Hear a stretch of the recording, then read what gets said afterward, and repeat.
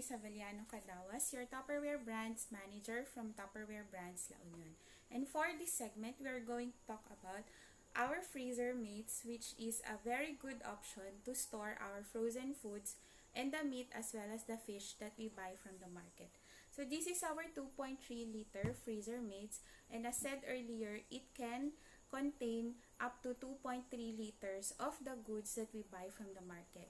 For smaller portions, we have our 650 ml freezer mates, and as you can see, our freezer mates are made with clear bases and polished windows for easier access to see what we have placed inside of them while they are in the fridge.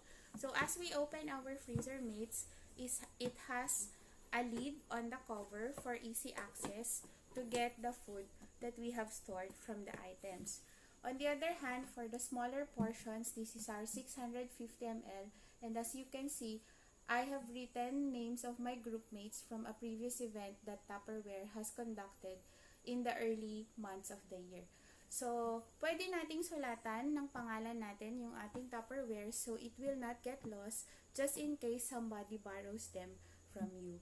The regular price of our freezer mates 2.3 liter is $799, whereas for our 650 ml freezer mates is $399.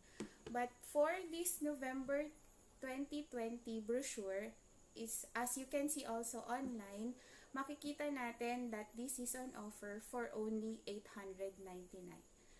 That's all for this segment.